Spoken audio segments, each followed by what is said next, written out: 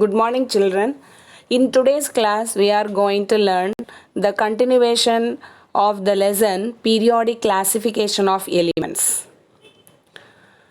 In this lesson, today we are going to learn the topics like metallurgy, three main steps involved in metallurgy, terminology in metallurgy, concentration of ores, and the properties of metals. Okay, children. So these are the topics we are going to learn today. What are the topics we are going to learn today? Metallurgy, three main steps involved in metallurgy, terminology used in metallurgy, concentration of ores, and also the properties of metals. Let us learn one by one. The first one is metallurgy. What is metallurgy? Metallurgy is a process of extracting the metals from their ores. Okay, children? Metallurgy is a way to separate the metals from their ores. And we modify the metals thus extracted into alloys. Depending upon various uses, the metals are then converted into alloys. So this science of extracting the metals from their ores is called as metallurgy. Separation of the metals from their ores is called as metallurgy. Okay, children? Now, the next step is three main steps involved in metallurgy. What is metallurgy? We are extracting the metals from their ores, and that is called as metallurgy. It involves three main steps. What are the three main steps involved in metallurgy? They are concentration or separation of the ore. The first step is concentration or separation of the ore. Production of the metal. Then refining of the metal. Okay, what is the first step? We are concentrating the ore taken from the earth crust. We are removing the impurities present in the ore. So that is the first step. Concentrating means we are removing the impurities present in the ore. That is called as concentration or separation of the ore. Second one is production of the metal. See, by various processes like roasting, calcination, leaching, by various processes we prepare the metal. That is, we separate the metal from its ore. And what about the nature of this metal? The metal is a crude metal. It is present in its impure form. So the final step is purifying the crude metal. That is called as refining of the metal. Refining. We are refining the metal.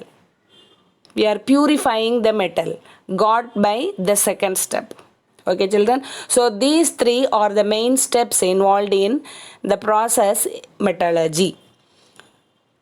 Concentration or separation of the ore, production of the metal, and refining of the metal. Okay, children? It's a 2-mark question. Learn. What are the three main steps involved in metallurgy? Concentration or separation of the ore, production of the metal, then refining of the metal. So these three are the steps involved, main steps. These three are the main steps involved in metallurgy.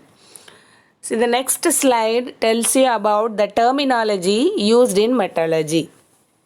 The terms we use often in metallurgy are minerals, ores, mining, gong or matrix. Some of you might have heard gong as ganj. Ganj also you can say ganj or matrix, flux, slag, smelting. So these are some of the terminology which are familiar, which are repeatedly used in metallurgy. Okay, children, minerals, ores, mining, gong or matrix, flux, slag, smelting. Let us learn one by one. So these are the terms which are used often in metallurgy, and we have to know these terms, the meaning of these terms we should know, only then we can follow metallurgy. Okay children, first one is minerals. A mineral may be a single compound or a mixture of various compounds which is got from the earth crust. Mineral. A mineral may be a single compound or a mixture of compounds. And where do we get these minerals from? We derive these minerals from the earth crust. So a mineral may be a single compound or a mixture of compounds which we derive or which we get from the earth crust. Examples: clay and bauxite, they are the minerals of aluminium, the metal aluminium. Okay children, clay has got the formula Al2O3 2SiO2 2H2O. So clay, it is a mixture of two compounds. One is Al2O3, alumina. It is called as aluminium oxide or alumina. SiO2, silicon dioxide or silica. Okay, so that is clay. That is the molecular formula for clay. So clay and bauxite. Look at the formula of bauxite children. Al2O3 2H2O. So that is bauxite's formula. So clay and bauxite, they are the minerals of the metal aluminium. They are the minerals of the metal aluminium. Aluminium. Al. What is the symbol of aluminium? Al. Coming to the next slide, ores. Ores are the minerals from which we can extract the maximum amount of the metal readily and economically. See, in the previous slide we learnt clay and bauxite are the minerals of the metal aluminium. They are the minerals, but bauxite is the ore of aluminium, because from bauxite only we can extract the maximum amount of the metal aluminium. So when we compare clay and bauxite, bauxite is the ore of aluminium, whereas clay is the mineral of aluminium. All the ores are minerals, but all minerals are not ores.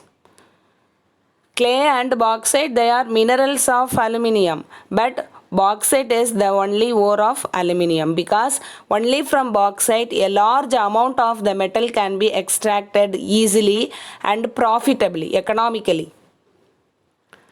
Okay children, so these are called as ores. Next one is mining. Mining. What is mining? It is the process of extracting the ores from the earth crust. When we learnt the definition for metallurgy, I told you the ores are got from the earth crust. So that process is called as, that process of extracting the ores from the earth crust is called as mining. Next term is gong or matrix. Gong or matrix, both are same. Gong particles are the rocky impurities which are present along with the ore. When we dig out the ores from the earth crust, the ores are not pure because they are dug from the earth crust. So they possess large amount of impurities in them. What are called impurities here? For example, bauxite. If we take the mineral bauxite, it has got the formula Al2O3 2H2O. It is an ore of aluminium. So it should possess only aluminium, but it is having oxygen and also some amounts of moisture, and they are called as the impurities, and they have to be removed so that we can get the pure form of the metal aluminium. Similarly, coming to clay, it has got the formula Al2O3 2SiO2 2H2O. Here the impurities present in clay are oxygen, silicon, the metal silicon, then some amount of water molecules. So they have to be removed, only then we can extract a pure aluminium metal. Okay, children. So those rocky impurities which are present along with the ores are called as gangue particles. Next one is flux. So flux is a substance which is added to the ore to reduce the fusion temperature and to remove the impurities. When we dig out the ores from the earth crust, they contain not only the main metal but also some impurities. How are these impurities bound to the metal of interest? They are fused. They are present along with the ores.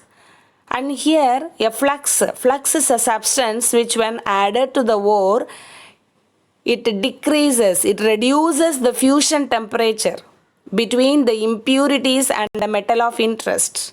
As a result, the metal of interest and the impurities are separated when the fusion temperature is decreased by adding a flux. Thus, we can separate the metals from their impurities. Some examples for flux are: basic flux is calcium oxide, CaO, calcium oxide. Then acidic flux is silica, SiO2, silica. Look at the last point, children. If the gangue is acidic, the rocky impurities are acidic in nature, we have to add a basic flux. If the gangue is basic in nature, we have to add acidic flux. So this is flux. So flux is a substance which when added to an ore, it reduces the fusion temperature of the ore and the impurities. Thus the impurities are separated from the ore. Examples are acidic flux and basic flux we are having. Calcium oxide is acidic flux. Calcium oxide is basic flux and silica is acidic flux. Okay, children? Yes. Coming to the next slide, slag. Slag. It is the fusible product formed when the flux reacts with the gangue particles during the extraction of metals. Flux plus gangue gives rise to slag. So slag is a waste product. It is removed in metallurgical processes. When flux is added to an ore, the flux combines with the impurities and it gets removed in the form of a fusible product called slag. Okay, children? So remember this formula. Flux plus gangue gives rise to slag. Flux plus gangue gives rise to slag. So slag is a waste substance which is formed in various metallurgical processes. So it is a fusible product formed when a flux reacts with the gangue, with the rocky impurities present in the ore during the extraction of metals. Flux plus gangue gives rise to slag. Next one is smelting. What is smelting? Smelting is a reduction process of converting a metal oxide into its metal. So smelting, it is not melting. Okay. Many children, when smelting is asked, they write the definition for melting. Okay, children, you should not do it. Smelting. Smelting is a reduction process. What is reduced to what? A metal oxide is reduced to its metallic form. So that process of reducing a metal oxide to its metallic form is called as smelting. So here, during smelting, the impurities are removed as a slag by the addition of flux. Okay, children. So this is smelting. Smelting is a reduction process in which a metallic oxide is reduced to metal. See, I have used another one word, roasted. Roasting means converting a metal to its metallic oxide. Roasting is an oxidation process. See, roasting and smelting are opposite to each other. They are antonyms, we can say. They are the antonyms in metallurgy. Roasting is an oxidation process in which a metal is converted to its metallic oxide. But smelting is a reduction process in which a metallic oxide is reduced to its metal. See, why we are using oxidation for roasting and reduction for smelting, children? Addition of oxygen is oxidation. When a metal is roasted, oxygen gets added to the metal, so it is called as roasting. A metal gets converted to metallic oxide. So oxygen is added to the metal. So that's why it's called as roasting. In smelting, metallic oxide is converted to its metal. Metallic oxide. The oxide is removed from the metallic oxide so that we get metal. So this process is reduction. Smelting is a reduction process, whereas roasting is oxidation process. Coming to the next slide. Types of separation or concentration of the ore. Types of separation or concentration of the ore. We have learnt that when an ore is taken from the earth crust, it has got varieties of impurities, and depending upon the kind of impurities, we have got concentration methods. The first step is when the ore is taken from the earth crust, it is washed well and it is cleaned. Then depending upon the type of impurities present in the ore, different methods, different concentrating methods are done so that the ore present in the metal is separated from its impurities. So this process is very, very important. It's called as concentration of the ore. 4 methods you are learning. First one is hydraulic wash or gravity separation process. Second one is magnetic separation method. Froth flotation process. That is the third one. And the fourth method of concentrating the ore is chemical method or leaching. Okay, children. So these are the 4 main concentrating methods of the ore. What are the 4 methods you are going to learn today? Hydraulic wash or gravity separation method, magnetic separation method, froth flotation method, and chemical method or leaching. Okay, children. Let us learn one by one. The first one is hydraulic washing or gravity separation process. Gravity separation process. Here the difference in the specific gravity of the ore and the gong particles is employed. The gong particles are lighter. They have got a low specific gravity, and the metal and the ore particles, they have got high specific gravity. So that's why this method is named as gravity separation process. Hydraulic washing, because here we use water at high pressure, and that's why this method is also called as hydraulic washing. Here a sloping table is taken. It has got uneven surfaces. It has got many wedges. The plane or the surface of the sloping table is not smooth. It has got corrugations. It has got many wedges, ups and downs. Then the powdered ore is allowed to fall on these wedges. A force of water is allowed to flow over this crushed ore. As a result, the ore particles which have high specific gravity, they are retained in the wedges, and the lighter gangue particles, the impurities which have lower specific gravity, which are very light in nature, they are washed away by the force of water. And this process is called as gravity separation process, and this process is employed for the concentration of oxide ores. Example is Fe2O3. Fe2O3, ore of iron. It is concentrated by gravity separation process. Usually oxide ores are concentrated by gravity separation process. Okay children, a sloping table is taken. It has got many ups and downs. The surface of the sloping table is not even. It is not polished. It is having wedges, ups and downs. Crushed ore which has to be concentrated by gravity separation process is crushed, and it is allowed to fall on these wedges. A force of water with a high pressure is allowed to flow over these ore particles. As a result, the ore particles which have high specific gravity, they are retained in the wedges of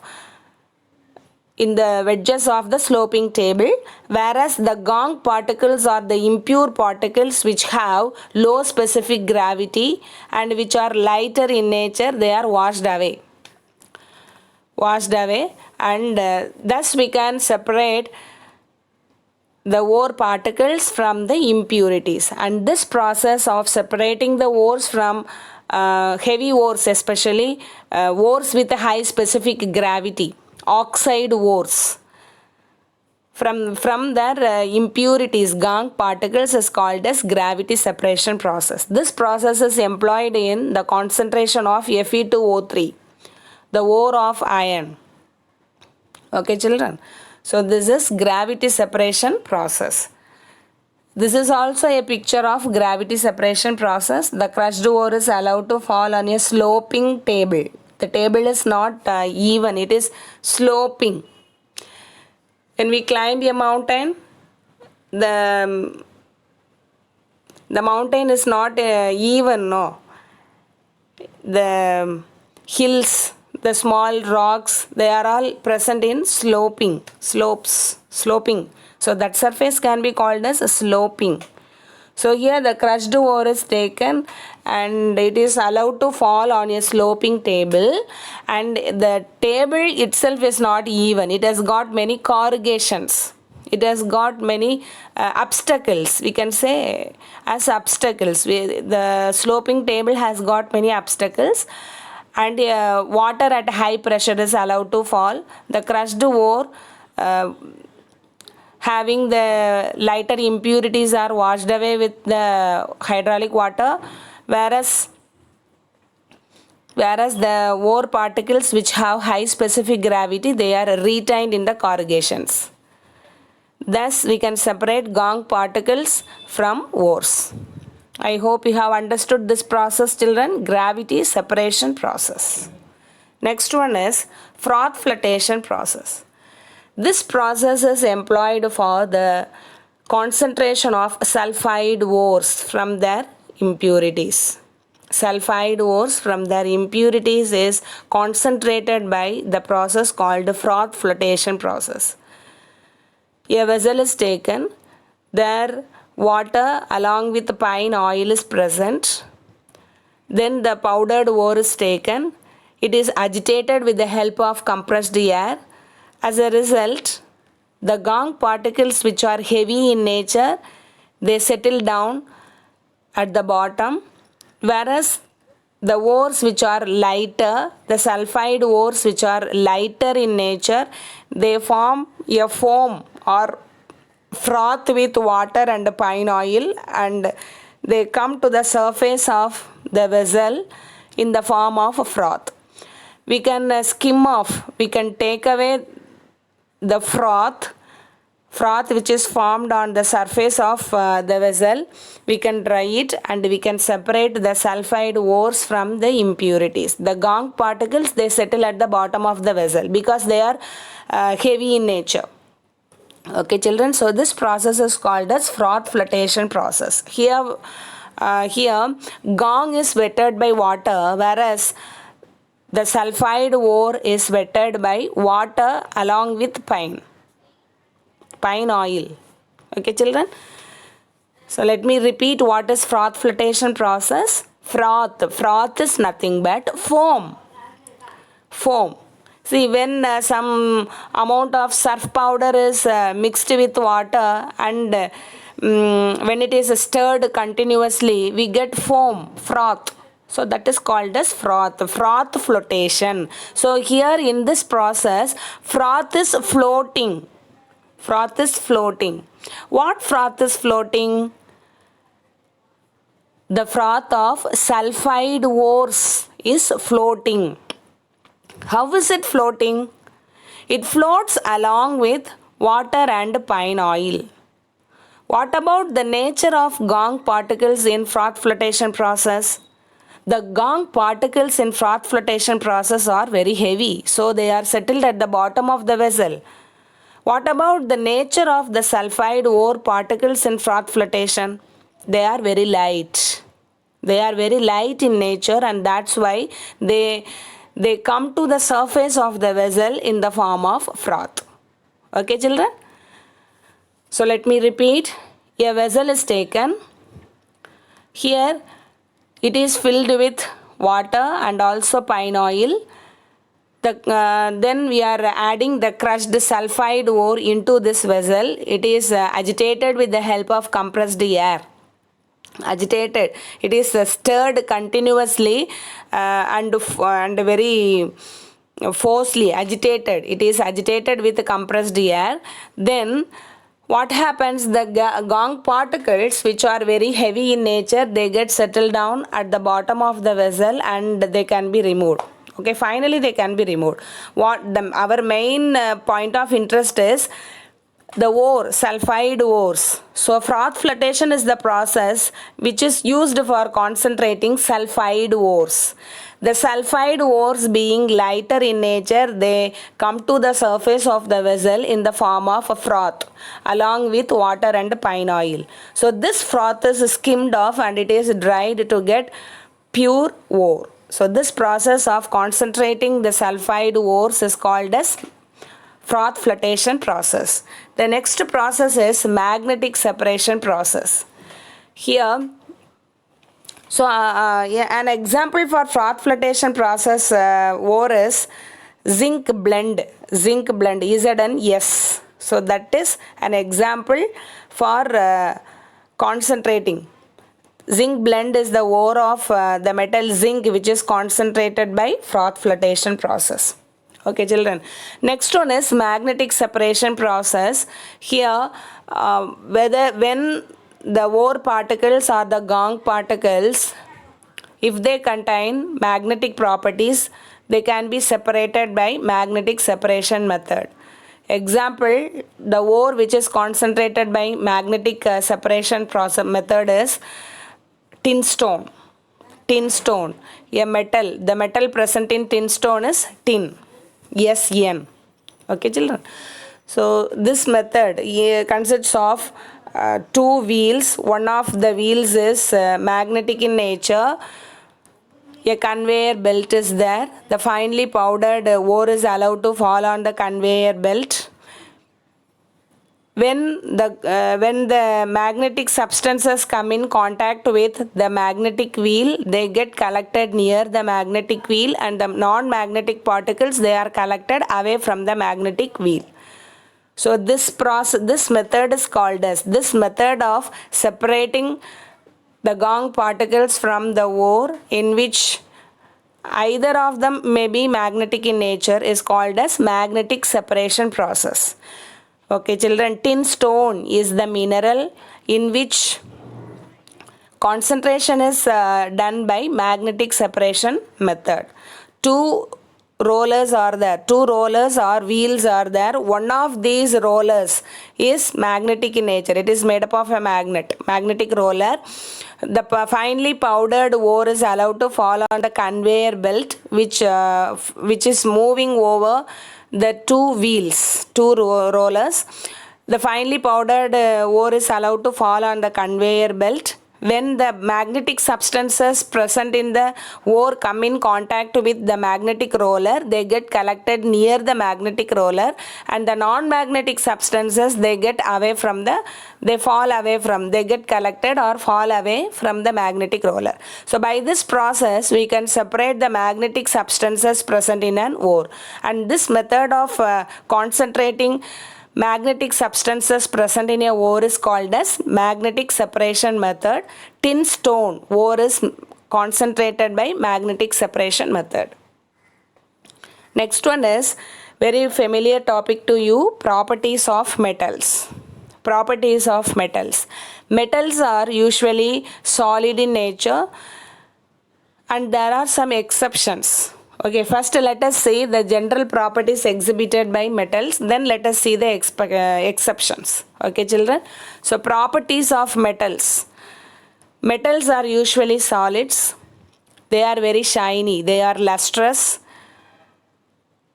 They are very hard. They are non-brittle. They are malleable. They are ductile. They are sonorous in nature. They possess high melting and boiling points. They are good conductors of heat and electricity. Usually, metals are insoluble in liquid solvents. So, these are some of the main important properties of metals. Metals are generally solids except mercury and gallium. Mercury is the only liquid metal, and gallium is having very low melting point. Even it melts when it is kept on our palm. It has got very low melting point. Gallium, the metal gallium, no children, if it is taken and kept on our palm, the metal starts melting. Okay, so these two are exceptions, mercury and gallium. Non-metals, actually non-metals is not included, but I have compared metals with non-metals. Non-metals are found in all the three states, solid, liquid and gaseous states.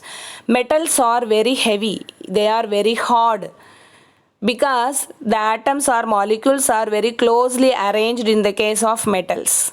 Except sodium and potassium, also magnesium. Sodium, they are called as soft metals. Sodium, potassium and magnesium, they are called as soft metals, and sodium can be cut even with a knife. So that much soft it is. But coming to the non-metals, they are light in weight. Coming to metals, they are hard and they are non-brittle. Their exceptions are sodium and potassium. Lead is also. Then coming to non-metals, they are hard and brittle. Okay, then coming to metals, metals are good conductors of heat and electricity except lead. Non-metals are usually non-conductors of heat and electricity except graphite. Metals are ductile and malleable. Ductility means the metal can be drawn into thin wires. We are having copper wires, aluminium wires. So metals are ductile. Malleable, when the metals are beaten with a hammer, they are made into thin sheets. So they are malleable. Metals are malleable. On the contrary, non-metals are, they are not ductile and they are not malleable. Metals have high melting and boiling points except sodium and potassium. Okay, coming to non-metals, they possess low melting and boiling points. Sonorous property. See, whenever a metal is beaten with a hammer, it produces a sound. That property of producing sound by the metals when hit with a hammer is called as a sonorous property, or sonorous property we can say.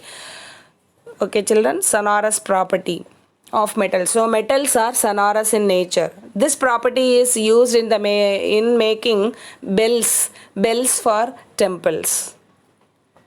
So non-metals, they don't have that property, sonorous property. Metals are lustrous, very shiny, very attractive. Non-metals are dull in nature.